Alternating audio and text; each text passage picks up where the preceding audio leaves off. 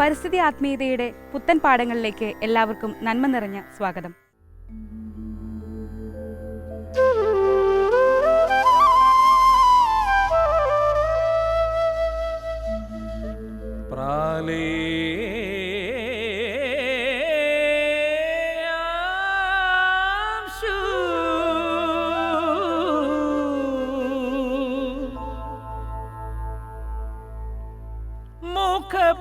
മുഖപടമണിഞ്ഞു നിന്നും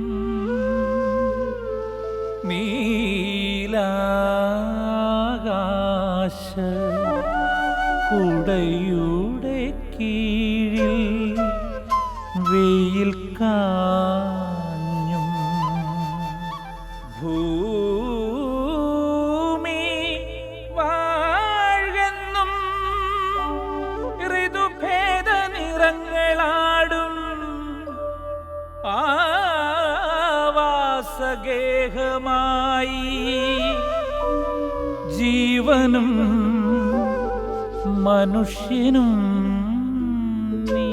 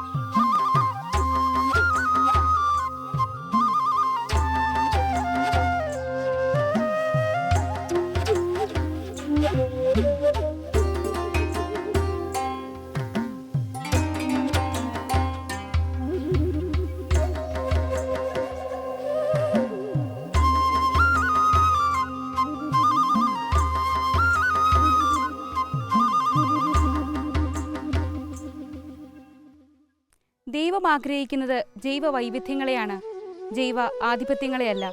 ചെറുതുകളെ നശിപ്പിച്ച് വലുതുകൾ ഈ ലോകം കീഴടക്കുന്നു. എന്നാൽ ദൈവം തേടി വന്നത് ചെറുതുകളെയാണ്. അവൻ്റെ സ്നേഹവും കരുതലും അവരോടാണ്. ഓർക്കുക, നമ്മുടെ നാഥൻ പിറന്നു വീഴാൻ മനസ്സായത് കാലിത്തൊഴുത്തിലാണ്. ഈ സൃഷ്ടികർമ്മം ഞാൻ മനസ്സിലാക്കുന്നതനുസരിച്ച് തുടർന്നുകൊണ്ട് പോവുകയാണ് ഒരു കൃഷിക്കാരൻ്റെ ചുമതല. ആരംഭം കുറിച്ച ദൈവം അവനെ വിശ്വസിച്ച് ഫലമേൽപ്പിക്കുന്ന പൗത്രമായ ഒരു കർമ്മമായിട്ട് എനിക്ക് തോന്നുകയാണ്. ദൈവത്തിൻ്റെ പദ്ധതി എന്ന് മനുഷ്യൻ എപ്പോഴും ക്വസ്റ്റ്യൻ ചെയ്തുകൊണ്ടായിരുന്നു. ഞാൻ ഈ പരിസ്ഥിതിയെ മനുഷ്യനുമായിട്ട് കാണുന്നത് ഒരു അമ്മയുടെ ഉദരത്തിൽ 8-9 മാസം പ്രായമുള്ള ഒരു ശിശു, ഗർഭസ്ഥനായ ഒരു ശിശുവിനെ സങ്കല്പിക്കുന്നത് പോലെയാണ്. ആകാശത്തിൽ ബാവാവുണ്ട്, ഭൂമിയിലും ബാവായുണ്ട് എന്ന് പറയുന്നത് പ്രകൃത്യാരാധനയല്ല, പ്രകൃത്യതീതമായ ആരാധനയാണ്. നമ്മൾ വേദോസത്തിൻ്റെ വചനങ്ങളും ക്രിസ്തു എന്താ പറഞ്ഞിരിക്കുന്നതെന്നും യഹോവ എന്താണ് ആദിമ മനുഷ്യനോട് ആവശ്യപ്പെട്ടതെന്നും ചിന്തിക്കേണ്ടതുണ്ട്. യഹോവ ആദിമ മനുഷ്യനോട് ആവശ്യപ്പെട്ടത് അവനെ കാവൽക്കാരനായിട്ടാണ് ഭൂമിയിലേക്ക് വിട്ടത്, ഭൂമിയെ ചൂഷണം ചെയ്യാനല്ല.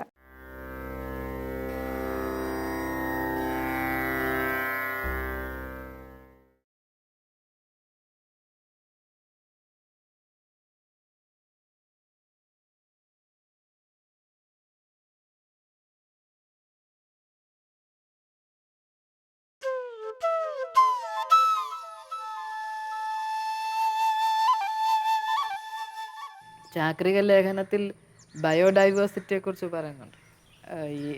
അതായത് ഒരു വിഭവം ഒന്ന് മാത്രമാണ് പ്രധാനപ്പെട്ടത്, അതാണ് എല്ലാവർക്കും വേണ്ടതെന്ന് പറയുന്ന അതല്ല ദൈവത്തിൻ്റെ പദ്ധതി. ഈ ജീവൻ്റെ ബഹുവിധങ്ങളായ സാധ്യതകളെയാണ് ദൈവത്തിൻ്റെ പദ്ധതി. അതായത് ജൈവ വൈവിധ്യമാണ് ശരിയെന്ന് പറയുന്നത്. ഇതിന് കമ്പോള സംസ്കാരം വരുമ്പോൾ ഏറ്റവും കൂടുതൽ വിനിമയ മൂല്യമുള്ളതിനെ കൂടുതലായിട്ട് കൃഷി ചെയ്യുകയാണ്. അപ്പോൾ ഈ താളം തെറ്റുകയാണ്.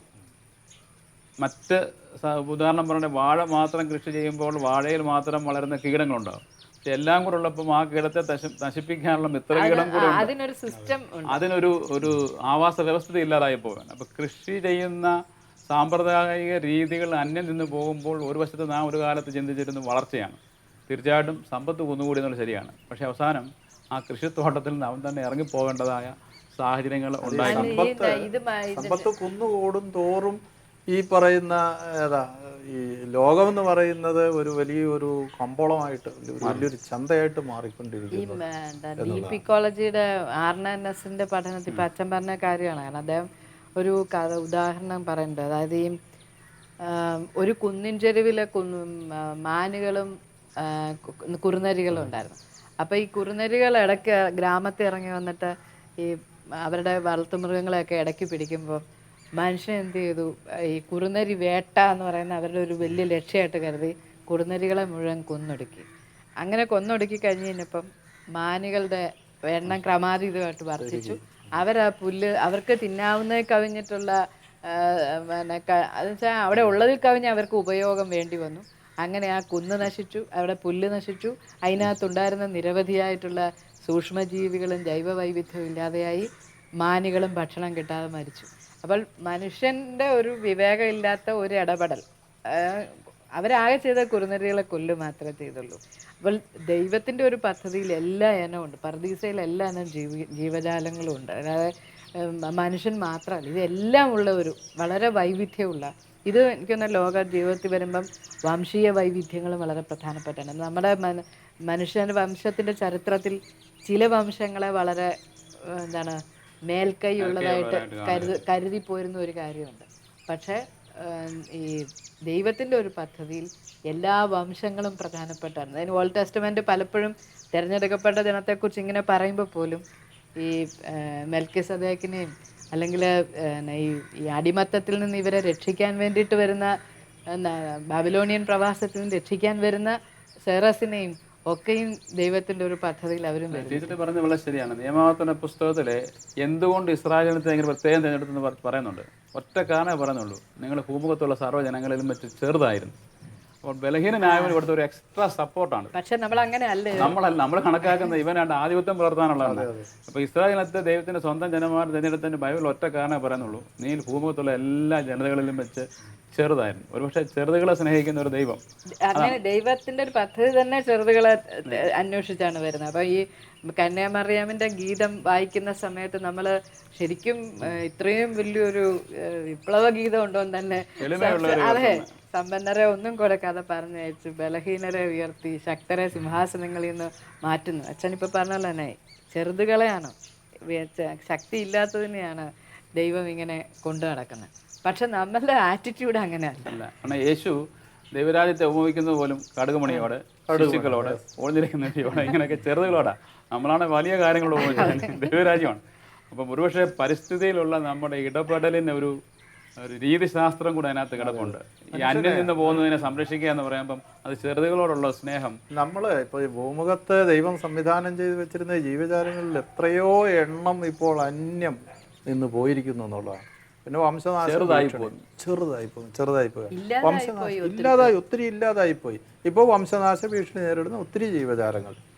നമ്മൾ ചെയ്യുന്ന ഒരു നിസ്സാരമായ ഒരു കാര്യം പറഞ്ഞാൽ, നമ്മൾ കൃഷി ചെയ്യുമ്പം കൃഷിയിൽ എപ്പോഴും കളകളുണ്ടാവും. അതിൽ ഔഷധ സസ്യങ്ങളുണ്ട്, മറ്റു പല എല്ലാം ഉണ്ട്. പക്ഷേ ഈ കള, നമ്മൾ കൃഷിയെ വലുതായി കാണുകയും കളയെ ഒഴിവാക്കുകയും ചെയ്യുക എന്നുള്ളതാണ് കൃഷിയുടെ അല്ലെങ്കിൽ കർഷകൻ്റെ ഒരു നയം എന്ന് പറയുന്നത്. അത് പറിച്ചു മാറ്റുക എന്നുള്ളതല്ല നമ്മൾ ചെയ്യുന്നത്. കുറേ അധികം കാലത്തേക്ക് ഇവിടെ കളകൾ ഉണ്ടാകാൻ പാടില്ല എന്നുള്ള ലക്ഷ്യം കളനാശിനിയാണ് നമ്മൾ പ്രയോഗിക്കുന്നത്. കളനാശിനി തോട്ടങ്ങളിൽ മുഴുവൻ കളനാശിനി എടുക്കുമ്പോഴത്തേന് അവിടെ ഈ സൂക്ഷ്മജീവികളൊന്നും ഇല്ലാതാവുകയാണ്. അവിടെ ഈ പറയുന്ന ലഘു പ്രാണികൾ, സൂക്ഷ്മജീവികൾ, അതുപോലെ തന്നെ ഓന്ത്, അരണ, അതുപോലെ തന്നെയുള്ള ചെറിയ ചെറിയ ജീവജാലങ്ങളെല്ലാം ആണെങ്കിൽ പിന്നെ ആ വശത്തേക്ക് ഇവരാരും കടന്നു വരുന്നില്ല എന്നുള്ളതാണ്. നമ്മുടെ നയങ്ങളിൽ ചെറുതുകളെ പറ്റിയുള്ള സ്മരണ പോലും ഇല്ല. സൂക്ഷ്മജീവികളുടെ ഘടനയാണ്. ക്രിസ്മസിനെ കുറിച്ച് ആലോചിക്കുമ്പോൾ എപ്പോഴും എനിക്ക് തോന്നിയത് ശരിക്കും ക്രിസ്മസ് ചെറുതുകളുടെ ആഘോഷമാണ്.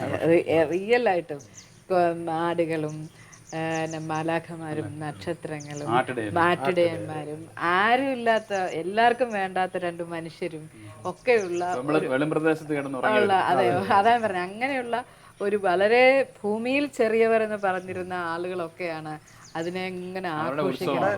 തൊഴിലിനെ സംബന്ധിച്ചായാലും നമ്മുടെ ഒരു കാഴ്ചപ്പാട് ആട്ടിടയൻ എന്ന് പറഞ്ഞപ്പോഴാണ് ഈ തൊഴിലിനെ സംബന്ധിച്ച് നമ്മളിപ്പോൾ ഈ പുതിയ കാലത്ത് നമ്മുടെ തൊഴിൽ എന്ന് പറയുന്നത് ഏറ്റവും ഈ മുമ്പ് പറഞ്ഞ ഒരു ശീതീകരിച്ച മുറിയിൽ ഇരുന്ന് വൈറ്റ് കോളർ ജോബ് എന്നൊക്കെ പറയുന്ന രീതിയിലുള്ള തൊഴിലുകളോടാണ് നമുക്ക് താല്പര്യം.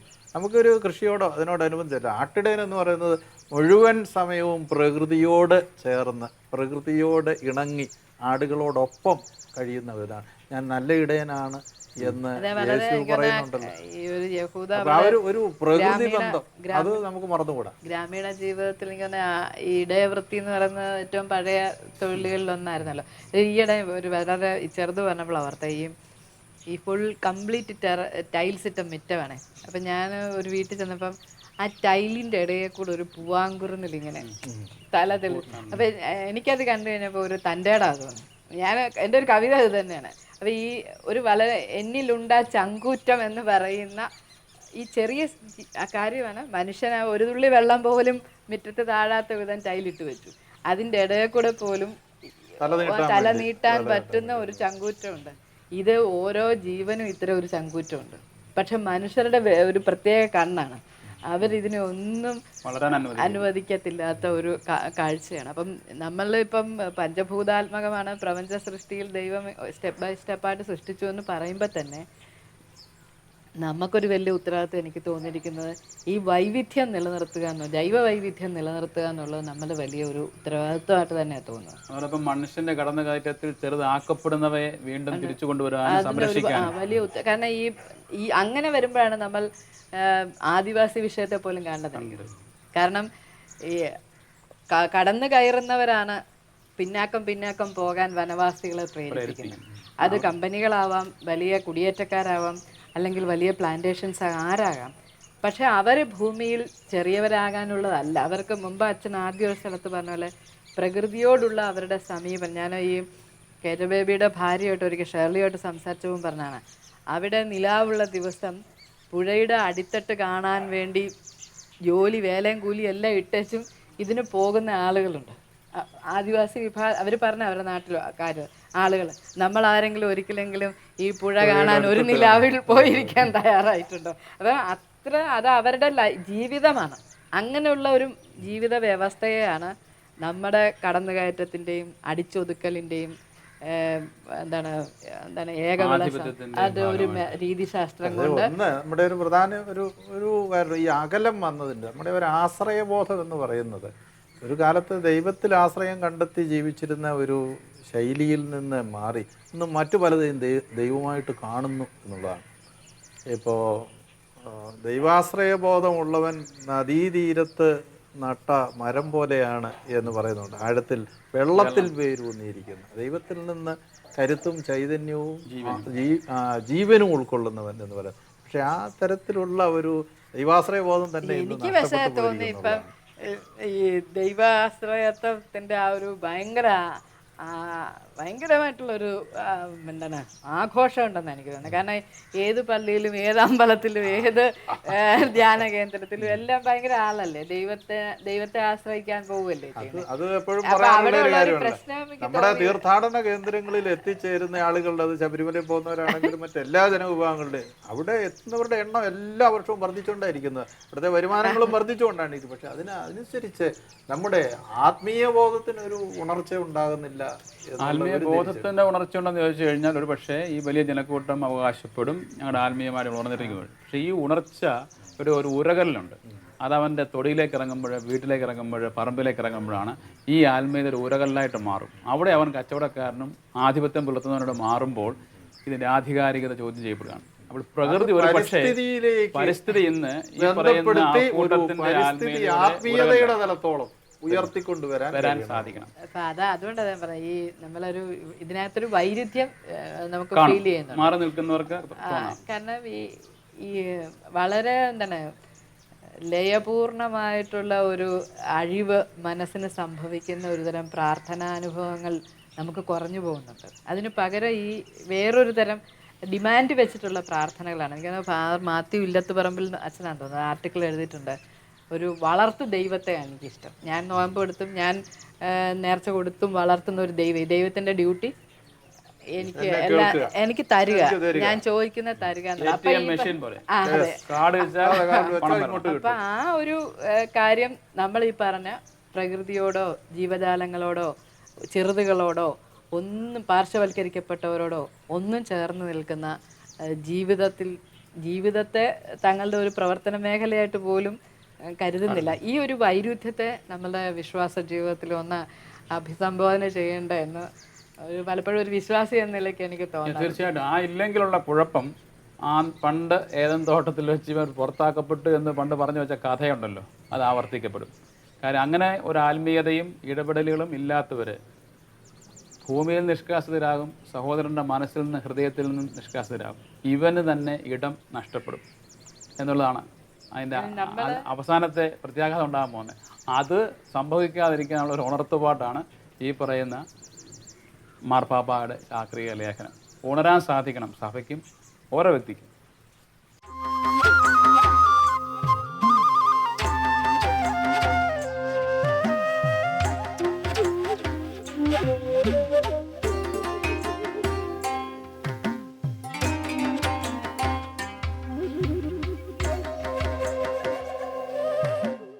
അനാഥർക്കും വിധവകൾക്കും പരദേശികൾക്കും അവൻ്റെ ഭൂമിയിൽ അവകാശമുണ്ട്. നാം അത് സ്വന്തമാക്കാൻ ശ്രമിക്കുന്നത് നീതിയല്ല. കാൽച്ചുവട്ടിൽ നിന്നും ഒലിച്ചു പോകുന്ന ഈ മണ്ണ് നമുക്ക് മാത്രം സ്വന്തമല്ല.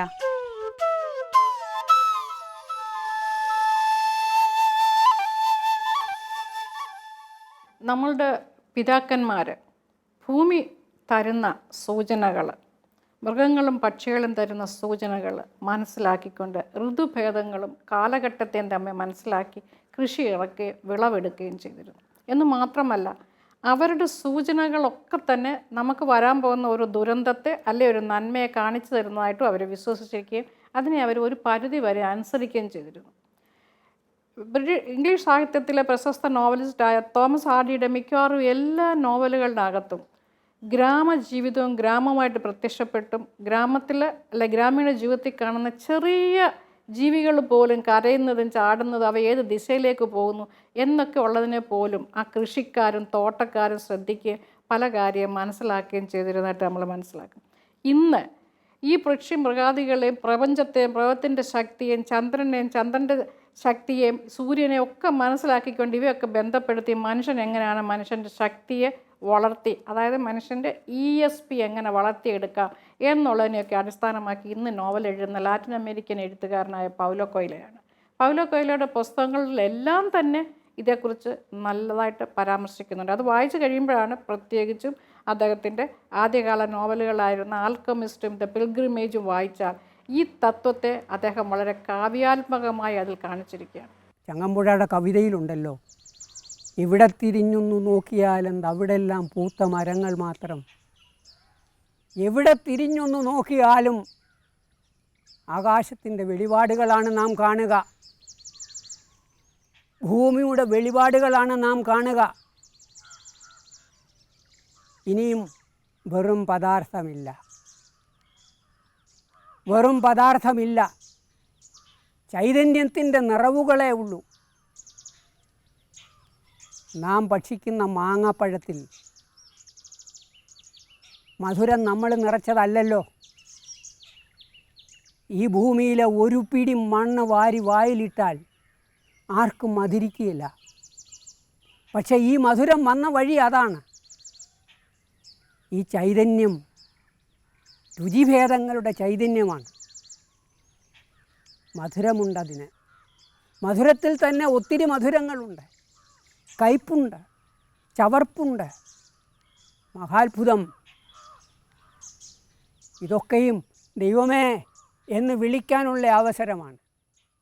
ആരാധനാലയങ്ങളുടെ മുറ്റങ്ങളിൽ പണ്ട് ഇഷ്ടംപോലെ ചെടികളും പൂക്കളും അതുപോലെ ഫലവൃക്ഷാദികൾ, മാങ്ങ, പേരയ്ക്ക, സപ്പോട്ട, ചാമ്പയ്ക്ക ഇങ്ങനെയുള്ള ഫലങ്ങളാൽ സമൃദ്ധമായിരുന്നെങ്കിൽ ഇന്ന് അവയൊക്കെ മിക്കയിടത്തും വെട്ടി നശിപ്പിച്ച് ആ സ്ഥാനങ്ങളെല്ലാം കോൺക്രീറ്റും സെറാമിക്കും കൊണ്ട് വെടിപ്പാക്കിയിരിക്കുന്നതായിട്ടാണ് കാണാൻ സാധിക്കുന്നത്.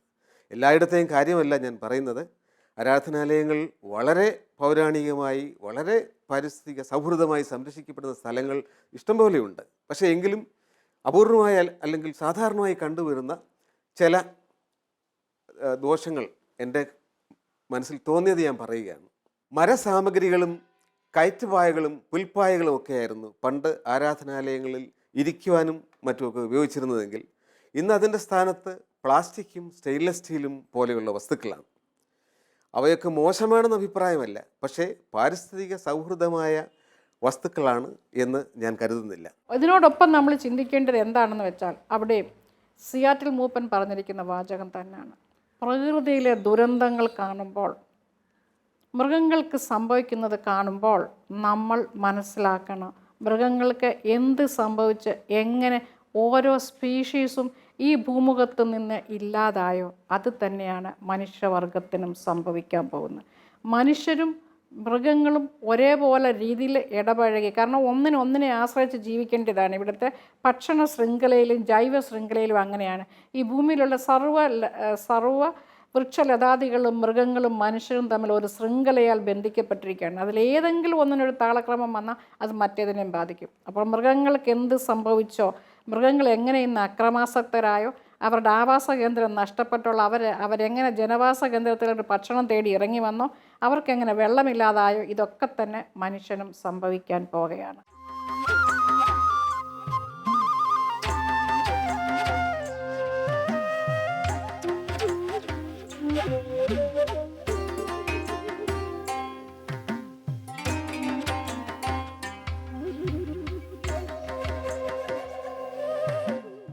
ഭൂമിയിലുള്ള എല്ലാ രുചിഭേദങ്ങളും യേശുവിൻ്റെ ശരീരമാണ്. ഭൂമിയിലുള്ള എല്ലാ മധുരപ്പഴങ്ങളും യേശുവിൻ്റെ ശരീരമാണ്. യേശുവിൻ്റെ ശരീരമല്ലാത്തത്, യേശുവിൻ്റെ രക്തമല്ലാത്തത് ഒന്നും ഈ ഭൂമിയിലില്ല. ഈ മണ്ണിലൂടെ നടക്കുമ്പോൾ ശ്രദ്ധയോടെ നടക്കണം, സൂക്ഷിച്ച് നടക്കണം. ഭൂമിക്ക് മുറിവേൽക്കരുത്. അത് നമ്മുടെ അന്നമാണ്, അത് നമ്മുടെ പാനപാത്രമാണ്, അത് ദൈവത്തിൻ്റെ ശരീരമാണ്. ദൈവത്തിൻ്റെ ശരീരത്തിന് പുറത്ത് നമുക്ക് അസ്തിത്വമില്ല. അന്നന്നത്തെ അപ്പം ഞങ്ങൾക്ക് തരണമേ എന്നാണ് നമ്മുടെ നിത്യപ്രാർത്ഥന. ആരും പട്ടിണി കിടക്കാതെ എല്ലാവർക്കും സുഭിക്ഷമായി ഭക്ഷിക്കാൻ ആവശ്യമുള്ള അത്രയും ദൈവം സൃഷ്ടിക്കുന്നു. നമ്മുടെ ആരാധനാലയങ്ങളുടെ ചുറ്റുവട്ടത്ത് താമസിക്കുന്ന ആൾക്കാർ പോലും ആരാധനയ്ക്ക് എത്തുന്നത് വലിയ വാഹനങ്ങളിൽ പള്ളിയുടെ പരിസരത്തേക്ക് വന്നുകൊണ്ട് ട്രാഫിക് ബ്ലോക്കും ഒക്കെ സൃഷ്ടിച്ചുകൊണ്ടൊക്കെയാണ്. വേണമെങ്കിൽ നമുക്കിത് ഒഴിവാക്കി കാൽനടയായിട്ട് വരാവുന്നതാണ്. പക്ഷേ നമ്മുടെ സംസ്കാരം അങ്ങനെ ആയിപ്പോയി. ആരെയും കുറ്റപ്പെടുത്താൻ വേണ്ടി പറയുന്നതല്ല, പക്ഷേ ഒരു വിചിന്തനത്തിന്, ഒരു പുനർചിന്തനത്തിന് വഴി ഒരുങ്ങുന്നെങ്കിൽ ആകട്ടെ എന്ന് കരുതി ഞാൻ പറയുകയാണ്. പഴയ കാലത്ത് പാടവും കുന്നും പുഴയും ഒക്കെ കടന്ന്, കുന്നും കയറി, വെയിലത്ത് നടന്ന് വിയർപ്പൊഴുക്കി ഒക്കെ പള്ളികളിൽ പോയിരുന്ന നമ്മുടെ അപ്പൂപ്പന്മാർക്ക്, അപ്പച്ചന്മാർക്ക്, അമ്മച്ചിമാർക്ക് കിട്ടിയ ആത്മീയ സംതൃപ്തി ഇപ്പോൾ നമ്മൾ ഇത്തരം ആത്മീയത കൊണ്ട് കിട്ടുന്നുണ്ടോ എന്നുള്ളതും പരിശോധിക്കേണ്ട വിഷയമാണ്. ഈ ആത്മീയത എന്ന് പറയുന്നത് ഈശ്വര സമ്പാദനമാണെങ്കിൽ, അല്ലെങ്കിൽ ഈശ്വരനെ അന്വേഷിക്കലാണെങ്കിൽ, തീർച്ചയായിട്ടും ആദ്യം അന്വേഷണം തുടങ്ങേണ്ടത് നമ്മുടെ ഉള്ളിലേക്കാണ്. അത് ഭാരതീയ ദർശനത്തിൽ പ്രത്യേകം പറയുന്നുണ്ട്. 4 ഘടകങ്ങളാണ് ജ്ഞാനസമ്പാദനത്തിൽ വരുന്നത്, അല്ലെങ്കിൽ ജ്ഞാനവുമായി ബന്ധപ്പെട്ട് വരുന്നത്. പ്രാമാത, അതാരാണോ ജ്ഞാനം സമ്പാദിക്കാൻ ആഗ്രഹിക്കുന്നത് അയാളാണ് പ്രാമാത, അല്ലെങ്കിൽ ദി നോവർ. 2 പ്രമേയം, എന്തിനെപ്പറ്റിയാണോ അന്വേഷിക്കുന്നത് അല്ലെങ്കിൽ പഠിക്കുന്നത് അത് പ്രമേയം. 3 പ്രമാണം, മെത്തഡോളജി, ഏത് രീതിയിലാണോ നമ്മൾ അന്വേഷിക്കുന്നത്, അറിയാൻ ശ്രമിക്കുന്നത് അത് അതിൻ്റെ പ്രമാണം. 4-മത്തേത് പ്രജ്ഞാനം. അപ്പോൾ ഈ 4ഉം കൂടെ ഒന്നാകുമ്പോൾ, അതായത് അന്വേഷകനും അന്വേഷണ വസ്തുവും അന്വേഷണ രീതിയും അന്വേഷണത്തിൻ്റെ അന്തിമ ഫലവും ഒരാൾ തന്നെയാകുമ്പോൾ, അല്ലെങ്കിൽ ഞാൻ തന്നെ ആകുമ്പോൾ, അതിനെയാണ് ഗുണപരമായ ജ്ഞാനം അല്ലെങ്കിൽ പ്രജ്ഞാനം, ക്വാളിഫൈഡ് നോളജ് എന്ന് പറയുന്നത്. അപ്പോൾ അതിലേക്കുള്ള അന്വേഷണം നമ്മുടെ ഉള്ളിലേക്ക് തുടങ്ങേണ്ടതാണ്, ഉള്ളിൽ നിന്ന് തുടങ്ങേണ്ടതാണ്. ഉള്ളിലേക്കാണ് നാം ആദ്യം നോക്കേണ്ടത്. അങ്ങനെ നമ്മൾ ഉള്ളിലേക്ക് നോക്കുമ്പോൾ നമുക്ക് ഈ പരിസ്ഥിതിയെ സ്നേഹിച്ചുകൊണ്ടല്ലാതെ ഈശ്വരനെ അന്വേഷിക്കാനേ സാധിക്കില്ല എന്നുള്ളതാണ് എൻ്റെ വിനീതമായ അഭിപ്രായം. മനുഷ്യൻ എന്തുകൊണ്ട് വിശക്കുന്നു എന്ന് ചോദിച്ചാൽ ചിലരൊക്കെ കൂടുതൽ ഭക്ഷിക്കുന്നത് കൊണ്ട്, ചിലരൊക്കെ കൂടുതൽ പൂഴ്ത്തിവെക്കുന്നത് കൊണ്ട്. യേശു പറഞ്ഞു, വാങ്ങി ഭക്ഷിക്കുവിൻ, പങ്കുവയ്ക്കുവിൻ. എവിടെയൊക്കെ യേശു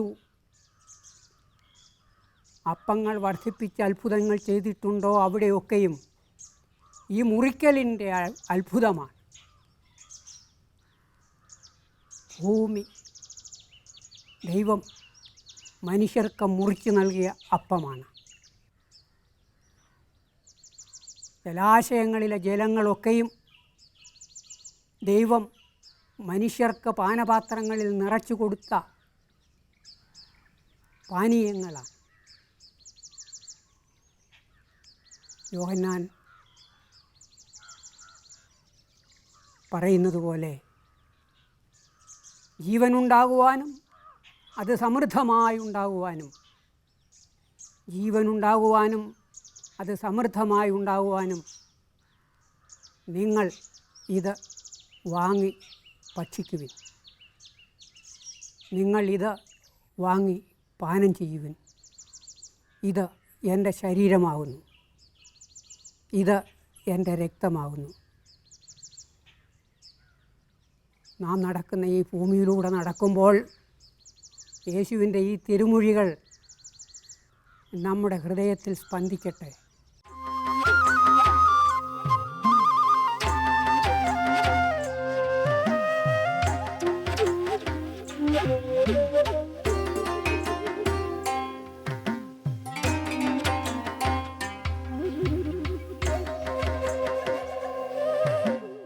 നമ്മുടെ പൊതുഭവനമായ ഈ ഭൂമിയെപ്പറ്റി ഇനിയെങ്കിലും ചിന്തിക്കൂ.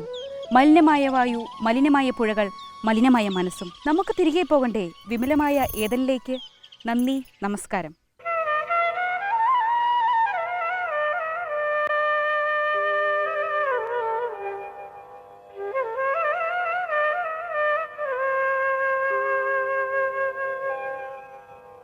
മരമായിരുന്നു ഞാൻ പണ്ട് ഒരു മഹാനദിക്കരയിൽ, നദിയുടെ പേര് ഞാൻ മറന്നുപോ. നൈലോ, യൂഫ്രട്ടീസോ, യാങ്സിയോ, യമുനയോ, നദികൾക്കെന്നെക്കാളും ഓർമ്മ കാണണം. അവർ കടലിൽ ചിറകുള്ള സഞ്ചാരപ്രിയർ, നിലത്തെഴുതാൻ പഠിച്ചവർ, പറയാൻ പഠിച്ചവർ.